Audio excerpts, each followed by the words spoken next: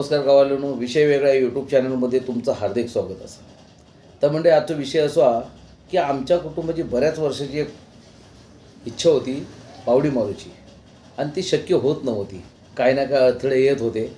तर आम्ही गाव पातळीवर त्याची विचारपूस केली. त्यानंतर मग योगायोगिलो बावडी मारूचो ह्यावर्षी म्हणजे 2024-23मध्ये आम्ही बावडी मारू घेतली. बऱ्याच जणींनी बरेच सल्ले दिले. सगळ्या सल्ल्यांचा विचार केलो आणि बावडी मारून घेतली. तर त्याच्यात आम्ही कशी कशी बावडी मारली, काय काय प्रक्रिया केली, त्या व्हिडिओच्या माध्यमातून तुमका दाखवते की पाणी बघण्यापासून, खोदण्यापासून तर पाणी लागेपर्यंत. तर म्हणजे आमच्या शेजारच्याच गावातले कलकत्यातले गणेश बावकर म्हणान जे पाणी बघतात नारळाच्या साह्यानं. तर त्यांनी पहिला सेंटर काढल्याने आणि जिथे नारळ उभं राहता तिथे पाण्याचा झरो असता, म्हणजे तिथे तुमका पाणी हमखास लागताना.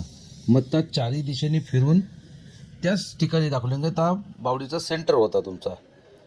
तर त्यांनी त्या सेंटर काढले नाही. त्यानंतर त्याच्यात ह्या पण सांगतात की झरो कुठल्या दिशेनं राहतो हे पण सांगितलं जातं. त्यानंतर त्यांचं एक अंदाज असतात ते, आणि ते तंतोतंत खरे ठरतात की तुमका पाणी किती फुटावर लागताना.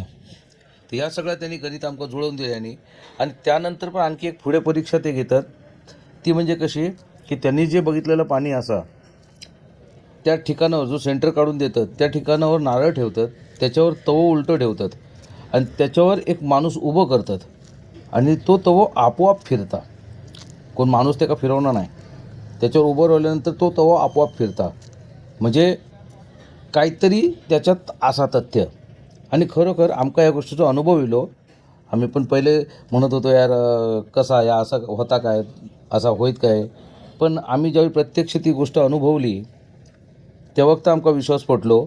आणि एक नाही दोन 3-4 जणांनी आम्ही तो अनुभव घेतलो तव्यावर उभं राहून फिरण्याचो, आणि आपोआप ती फिरत होतो तवो त्याच्यावरती. आणि त्यानंतर या सगळी प्रक्रिया झाली, आमचा निश्चित झाला. आणि आम्ही नंतर त्यांच्या सांगण्यानुसार की तुम्ही देवाचं कौल घ्या आणि बावडी मारूक सुरुवात करा. कारण की खूप दिवसाच्या प्रतीक्षेचा हे काम होता, म्हणून आम्ही कुठली रिस्क आता नको घेऊया, आपण सगळा विचारून करूया. तर आम्ही आमच्या देवा कौल लावलो, देवानं होकार दिलो मार म्हणान, आणि आम्ही मग बावडी खोदूक सुरुवात केली. तर म्हणजे आम्ही रिंगीची बावडी मारूची ठरवली. तर रिंगीची बावडी कशी मारतात ती बघा. रिंगीची बावडी वरून खोदत जात असताना 2 फूट बाय 9 फूट 9 फुटाचा आम्ही घेरो घेतलो. पण किती घेरो घेतला तरी रिंग 2 फुटाचीच असता. तर 9 बाय 2चा आमचा घेरो होतो. तर रोज 2 फूट खोदायचा, रिंग टाकायची. परत दुसऱ्या दिवशी यायचा, 2 फूट खोदायचा, वरची रिंग काढून टाकायची आणि ती रिंग परत खाली बसवायची. अशी प्रक्रिया रोज घडता आणि रोज 2 फूट बावडी खोदली जातात. फक्त सुरुवातीक रोज एक रिंग लागत जाता.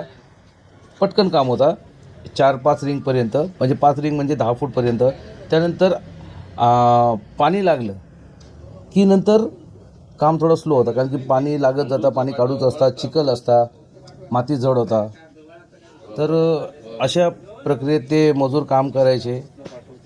आणि बावडी त्यांनी एक 15 दिवसात आमची बावडी ओके केल्याने, रिंग वगैरे कठोडं वगैरे घालून व्यवस्थित. आणि आमका मे महिन्यात त्या बावडे खोदून पुरी झाली बावडी. तेव्हा आता जवळजवळ 4.5-5 फूट पाणी बावड्यात होता मे महिन्याच्या एंडिंगला.